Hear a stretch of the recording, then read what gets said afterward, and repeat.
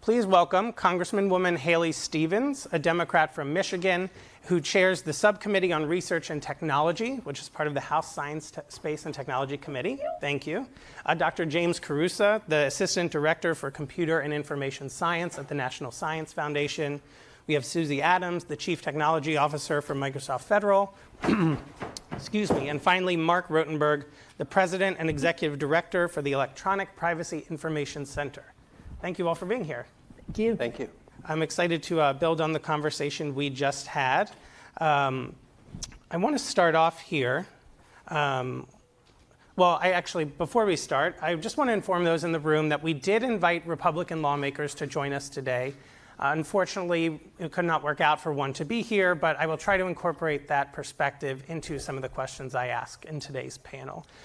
With that being said, let's jump right in. Congresswoman Stevens, I'd like to start with you, if I might. As we were talking earlier about this federal data strategy that's been released, does that set the U.S. up to be competitive on AI?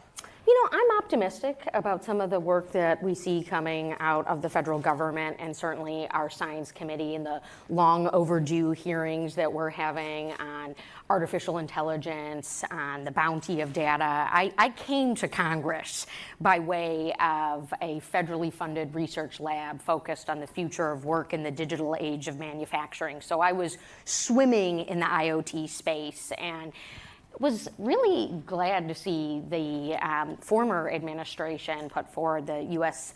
Digital Service, what we've gotten with data.gov, and some of the long overdue utilization of data sets to produce outcomes and public good. I think where there's a little bit of disconnect right now is how much we're ceding over to industry versus what we are embracing as a federal government. And we've got a stronger role to play here. We've got a leadership moment. We just need to step up to the table.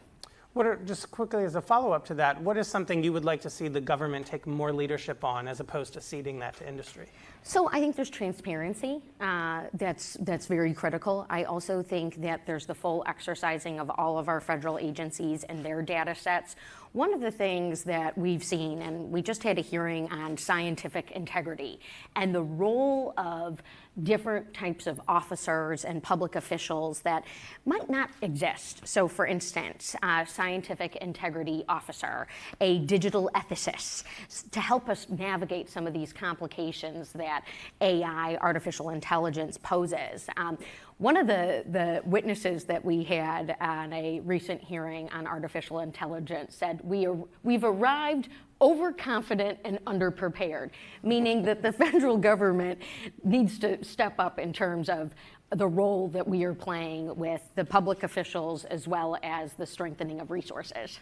Well, Dr. Cruz, I'd like to go to you next, because one of the areas where it seems the government is stepping up is around this federal data strategy. And I know one of the sort of key tenets of that is taking all of this data the government has, kind of standardizing how it's sort of maintained and released. Mm-hmm. How complicated, how challenging is that to make a reality? Because right now we've got a plan, but we've got to execute on it. Well, execution is incredibly important, and maybe I'll focus on the research use of data for artificial intelligence research. In the earlier session, there was a question and there was a notice made of the AI executive order that talked about the importance of data and models as part of the executive order. I think the agencies are really beginning to execute on this. Somebody asked, well, what can the general public and what can folks in this room do? I wanted to point out that there was an RFI that was put out by the Office of Management and Budget specifically about federal data models and federal data. What are the most important things that AI researchers, companies actually think that they need to push forward the frontiers of AI research? That RFI came out on July 10th, and that's something that actually we in agencies pay a lot of attention to when we get that feedback from the community. And what's the biggest challenge you'd like to get feedback on that the government's trying to work through?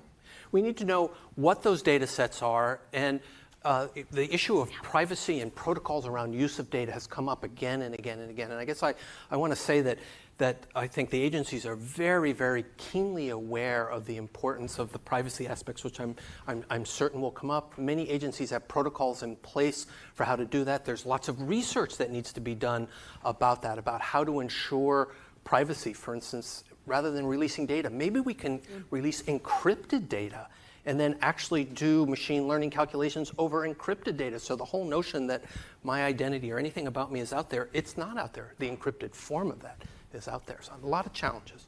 Interesting. Well, Susie, one complaint I've heard sometimes from industry is just not really knowing what data the government has and sort of what condition it's in.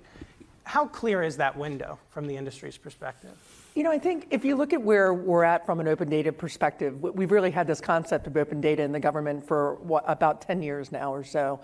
Data.gov was the first entree into that. And if you go to data.gov now, there are hundreds of thousands of data sets up there. I think there's 200,000 data sets that are available today. And that was a really, really good start. I think the biggest challenge, especially as we look at releasing data for AI, is that data really has to be curated. It has to belong to the government. You need to know that it's not been tampered with if it is released into the wild. And we need to make sure that data is curated in such a way that there's no bias in that data. Because if you're using data to actually train an AI model, you need to make sure that it is the right data to be used, and that is the authoritative data. And so what we've actually seen, if you look at the commercial space now, there are a number of different efforts going on where the customer, the end customer, the government in this case, will retain ownership of that data, as they always should, but they release it based on who needs a need to know or need to have that data. And so I think we're going to start to see models where that occurs. We just announced something called Azure Data Share, which allows you to do that. I know that Amazon and Google are doing similar types of things. GitHub has awesome data sets that are out there that people are publishing these in the wild. And I think as we start to use these data sets specifically for AI, I think the biggest concern is going to be, how are these data sets being used? Who owns that data? How is it curated? And how do we actually set up policies, and follow some type of ethical framework to make sure that it's being used in the right manner? Well, Microsoft is one of the companies investing in AI, obviously. I'm curious, just to sort of bring this down to the lowest level, is there a data set that you would be interested to have and how would that be used if it were released into the wild and you could have access to it? I don't know that there's one specific data set. There's a lot of good data sets that are out there today that are being used, whether it's NOAA released some really interesting data sets around weather that I know are being used around the globe. You can look at what NASA has released. You can look at what the healthcare industry has released. And especially scientifically, just NIH and what they're doing with big data. And I think when you look at some of the challenges, big data is just that. It's big data. It's petabytes of information. And one of the challenges, how do you actually release that, and who pays for the storage of that data? And making sure that that data is kept up to date, is well curated, and it actually doesn't get in the wrong hands. And I think that's a part or a piece of the puzzle that's actually been missing. What does that public-private partnership handshake look like? How do we actually, navigate that space? Because to be able to actually offer this and make sure it's secure, there's going to be some transaction that has to occur. Who pays for the storage of it? How does all that work? And I think that's kind of what we really haven't worked through yet. Well, Mark, I'd like to come to you next. Your organization, EPIC, is looking at a lot of these issues around privacy and ethics, which I think are top of the discussion, but how much is that perspective being considered when it comes to the federal data strategy? I would say not enough. Let me just begin by saying that we are actually enthusiastic about the use of data in the federal government for better decision making and a more informed public. But I think it's very important to begin to categorize the data that we're talking about, particularly when it's about machine learning. Susie mentioned NOAA and NASA. I think those are great examples of large data sets that we need more public access to, that promote innovation and understanding and don't raise any privacy issues. I mean, if you're looking at, astronomical tables or salinity in the Chesapeake Bay, have at it. We're not going to stand in your way. I think we also need more data about the conduct of government agencies. We're very interested in the Federal Trade Commission and consumer privacy. Let's get access to the data about how many consumer complaints there are with particular companies, where the FTC acts, do a little inferential modeling and try to figure out why the FTC acts on some matters and not others. That would help improve government services, also worth doing. Our concern is the third category, and that is that the personal data that government agencies collect about people in the VA, in the NIH, in the SSA, all across the federal government, there's a lot of personal data that we are required to provide to the government. And the government has certain legal obligations to us to protect the privacy of that information and to ensure its accuracy, and most critically, to ensure that it's fairly used when decisions about us are being made. Now, with that data, we think there need to be some clear rules. And so do you not feel that distinction is being made clearly? No, we don't, because not all data is the same. And as I said, I think it helps us when we're talking about AI, particularly when we're in the machine learning realm, which is a little bit different from the expert system realm. That's how we used to talk about AI. But when we're in the machine learning realm, we're talking about big data sets. And our view is, if it's not personal data, great, go for it. But if it is personal data, we really need to think carefully, and that conversation has not gone as far in the US as it needs to go. Well, I do want to come back to privacy, but before we do, I think there's also this sort of hurdle that's maybe more logistic and technological, which is, a lot of our government's IT systems are outdated. They may not be equipped to handle and process all of this technology. Dr. Caruso, what are some of the sort of just IT infrastructure challenges that the government has to grapple with if it's really going to clean up and move out this data? Sure, that's a great question. Actually, part of the executive order on AI talked about both the data and the computing resources that are really going to be needed by researchers. And one of the areas called out, so my colleague from Microsoft will be happy to hear, is about cloud and the use of cloud resources. If you look at what some of the science and research agencies are doing, there are pilots that are ongoing now within federal agencies to leverage the use of cloud, both for storage, for instance, the NOAA data. Much of the NOAA data is mirrored within Amazon. I don't know if we should be talking about individual companies, but it's mirrored by a large cloud vendor. Within the National Institutes of Health, there's something called the STRIDES initiative, where they're working with major cloud providers. Within NSF, we have a program called Cloud Access that is trying to get cloud resources available to computer science researchers. The DOT has a similar activity going on. So I think what you see are the federal, at least with respect to the federal science agencies, making cloud and modern computing research infrastructure available to researchers on a pilot basis. We need to learn about how to do this, but there's a lot of activity going on. And what about agencies where it's not scientifically oriented? I'm thinking like Veterans Affairs, for example, is one where there have been a lot of issues, or the Department of Education, or even Commerce. Is there consistency across agencies in sort of how they're embracing these technologies? Well, it's interesting you mentioned the Veterans Administration, because they actually also have a cloud pilot going on from the research side of things. I think more broadly, a federal strategy on both data and computing, you do see a move towards introducing cloud services and external services and using those. But my particular expertise is really more in the research side. Got it. Well, Congressman Stevens, Congress passed the Modernizing Government Technology Act in 2017, and part of that was to sort of shore up resources for exactly this purpose. Are there any efforts underway now to dedicate more funding to this, or make sure that these agencies are being brought into this century? Well, you brought up the partisan divide, and it's really quite profound when we look at the allocation and utilization and investment of resources.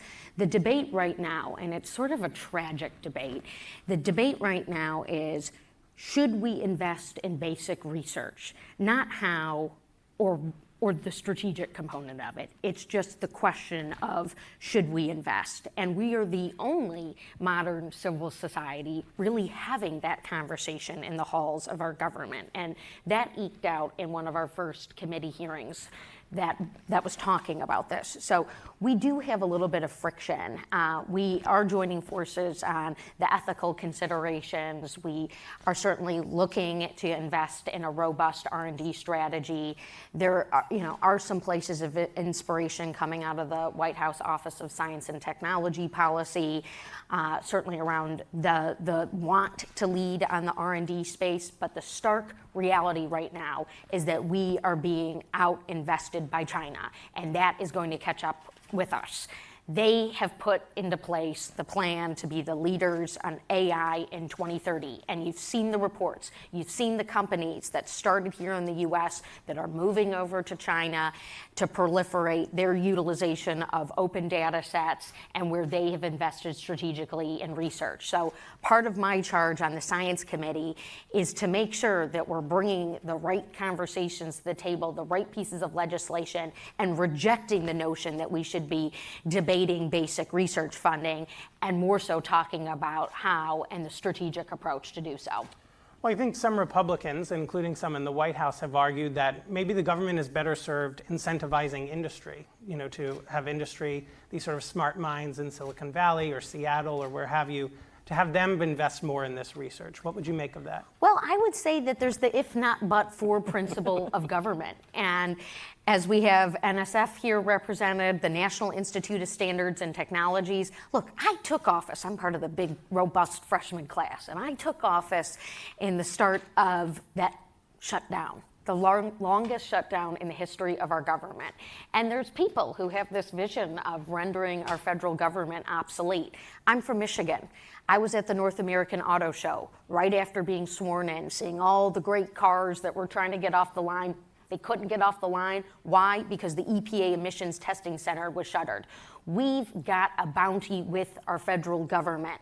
We're seeing it time and time again. Look, we've had corporate social responsibility arms exercise their great weight, acting where the federal government has chosen not to, but yet we still need the federal government to set the table and to act accordingly and to allow us to embrace the full opportunity of open data sets and what it means for our artificial intelligence community and our future profit. Well, Dr. Cruz, I'd like to just give you a chance to quickly respond. Obviously, NSF does a lot of funding in basic R&D research, Right. including on AI. Do you agree that there should be more of that? I love the Congresswoman's phrase, setting the table, because it really, what the National Science Foundation invests in. NSF supports 85% of all of the basic federal funding for research that goes on within the universities within this country. And I just want to echo and amplify that statement that foundational research, some things that sometimes take 5, 10, 20 years to percolate are incredibly important. Let's just take AI, let's take machine learning, take something like reinforcement learning. It's all the rage today, but the foundations for that were set in the late 1970s, the early 1980s, and into the 1990s when basic fundamental research that was happening in campuses across this country was funded by the National Science Foundation, by the Department of Defense, by DARPA, and others. And so, yes, absolutely, industry investment in R&D is absolutely critical. So is federal investment, because we are setting the table for that long-term research and even some of the more near-term use-inspired research as well. So it's an incredible strength of this country, the way the federally funded researchers are interacting with researchers in industry and what comes out of that ecosystem. Well, Susie, we were talking about IT infrastructure that the government has to grapple with this. Obviously, Microsoft is selling to the government, but you're also engaging with the government. What's your view on sort of what are some of the perhaps shortcomings that the government has right now around IT infrastructure when it comes to grappling with all of this data and with AI? Well, I think if everybody takes a step back, we talk about AI and machine learning, and it has been around for many, many years. The challenge has been is that you had to be at one of the research facilities to actually do any real work there. And that was because those large computers cost a lot of money. You had to go to Oak Ridge, right? You had to go to one of the energy department or the scientific community's big data centers to be able to get time, right, on one of the infrastructures that could support it. With the cloud, as was mentioned earlier, now it really is democratizing people's ability to get to AI and machine learning. And I think that's what's really fueling, right, the ability to do this, and it's what's powering everything. And so when I look at where agencies are today and their adoption of cloud, I think they've made huge strides. I mean, we go back to 2010 and nobody knew what the cloud was. When it was cloud first, and now we're cloud smart. Right, with the new CIO or the existing CIO. And so when I look at how agencies are looking at this, I really do think that they're starting to realize that they could take advantage of hyperscale compute, which is pennies, right, compared to what they used to have to spend, to be able to take advantage of this technology and do it so that we can democratize it and make sure that it's available to the masses and not just the scientific community. And so I think that's where we're going to start to see agencies really take off with their ability to modernize their systems. So Got it. I guess the question that I sort of keep thinking of is, are we in a position today to realize the federal data, the release of all this federal data and sort of putting it into AI systems? It sounds like maybe we are. I think we absolutely are. I mean, if you look at the three big data, cloud providers out there today, we more than have the capacity to be able to handle the storage of these types of data sets. And then you look at the capacity of the existing large computing systems inside the research and Department of Energy systems, the capacity is there. I think it really is, how do we do this public-private handshake so we know, how do you actually make sure that privacy, right, and fairness is taken care of? What are the policies around releasing certain data sets? Today, all three major vendors, we anonymize data all the time. There are standard practices to look at data that might contain PII data, remove that data, right, and anonymize those data sets so that you can still use those for viable research. And so I think those are the types of standards that when we look at how do we actually curate this data, how do we make it available, how do we make sure that the government retains ownership of that data regardless of where it lives, whether it lives in a government data center or whether it lives in a commercial cloud, that the government retains control of that, has transparency into how it's being used and shared, right, and that there's some kind of business model around how people are using that data. And I think that's what we struggle with, right, in that handshake. And I think once we figure out kind of what the guardrails are for the privacy and fairness concerns around that data, and we figure out what that business model looks like for the different types of data sets, we will have cracked the code. Well, just last month, and we've talked about privacy, but just last month, it was reported there was a data breach and traveler photos from Customs and Border Protection were illicitly taken. It begs the question to me, is there certain government data that is simply off limits? And I'm curious to go to you, Congressman Stevens. What do you think? Well, I go back to the earlier conversation about the trust indicators and how we navigate through a trusted or untrusted environment. So we have been using Social Security numbers for how long? And if we want to modernize, is the public going to trust it? I'd also say that as someone who comes from the manufacturing sector, I find it puzzling that I know I can track a part component through the industrial Internet of Things all the way from design to shipment across the globe, but yet we can't do the same for different aspects in our federal government. So again, we kind of go back to the place where we're feeling sort of behind and not necessarily on the cutting edge or leading in the way that we should be for not only the American public, but also for the future entrepreneur or the companies that are looking for that leadership. Again, our companies can only take it so far, right? The federal government has got to do that table setting. Well, Mark, from your perspective, there is this tension between, privacy and sort of, keeping some data secret and kind of innovation and sort of giving sort of industry or government, free rein. What limitations do you think need to be placed on federal data? Right. Well, I think there's a tension, but I wouldn't necessarily say there's a trade-off. In other words, there are a lot of data sets that you can innovate on that don't raise privacy issues. And even the data that is personally identifiable, as Susie suggested, there are a lot of techniques for anonymization and de-identification. But this is where it gets very interesting. And that is that you really need to test those techniques to ensure that they're robust. We did a study recently with the National Academy of Sciences on making use of data in federal governments, in the federal agencies. And one of the conclusions we reached was that on many of these so-called de-identified data sets, you actually needed an expiration date. You actually needed to say this data set is good for use for the next 2 years, because based on what we know right now about de-identification, we can reliably assume that the encryption technique will prevent the re-identification of the data. But we can't really do that beyond 2 years. And you see, one of the policies that we're trying to encourage across the federal government is to innovate in the real sense, which is to say, to obtain the results that you're seeking while simultaneously protecting privacy. In other words, you have to do both. You don't get to trade privacy to get the outcomes that you're seeking. And I think innovation will occur there. but it's going to require actually research funding, and NSF is playing an important role in this area. It's going to require some legislation and regulation. The agencies need to be reminded that when they're building these big data sets, they bear the responsibility for safeguarding the security of the data and protecting the identity of the individuals who may be in the data set.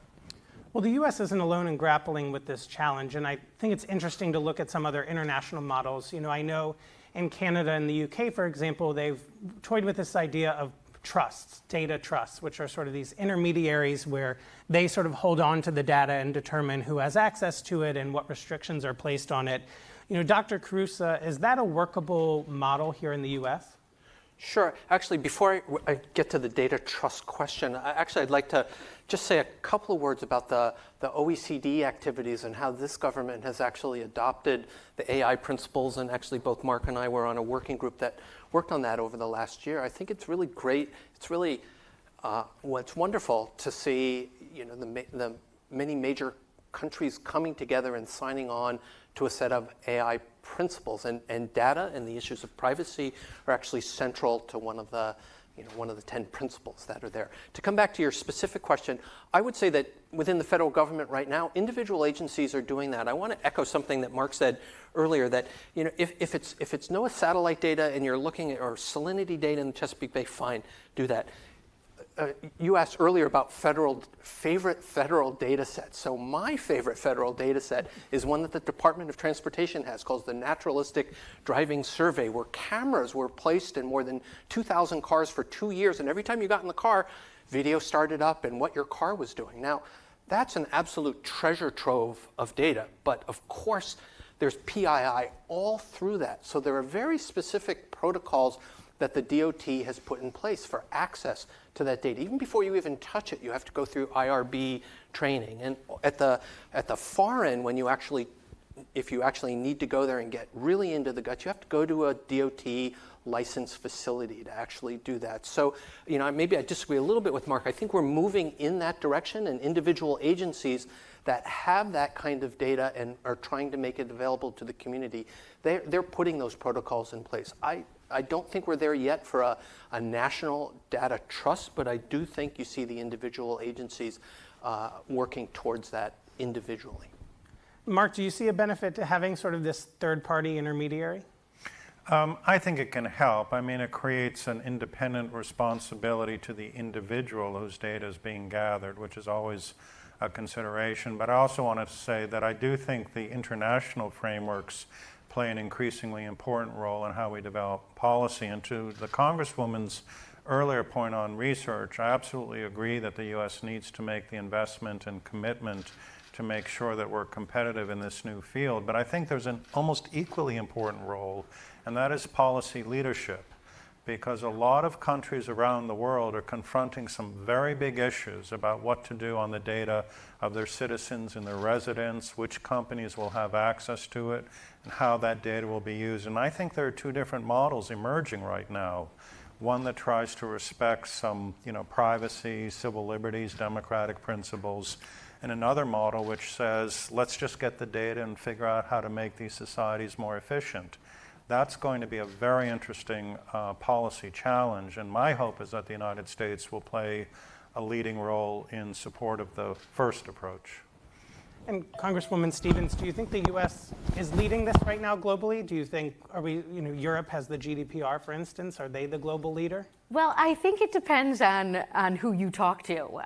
You get into international circles and they're saying, hey, we're kind of waiting for the U.S. to step up to the plate or to join us. I had that conversation with some counterparts at the Canadian Embassy where they, kind of starkly approached me on those lines. I think what we're talking about, though, as it pertains to privacy and data trust is also linked to cybersecurity.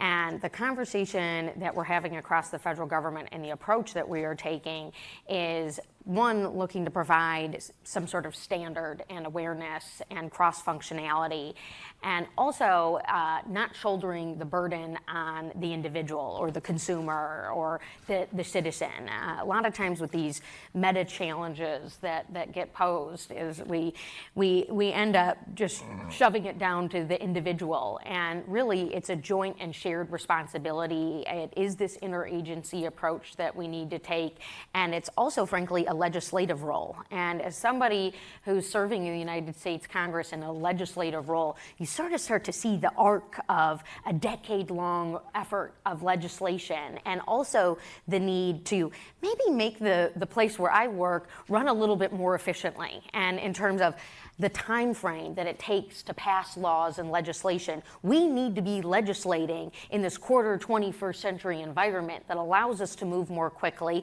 that allows us to strengthen these agencies. Look, I served in a presidential administration, so I know what the power of the purse looks like from that vantage. It's much different in Congress.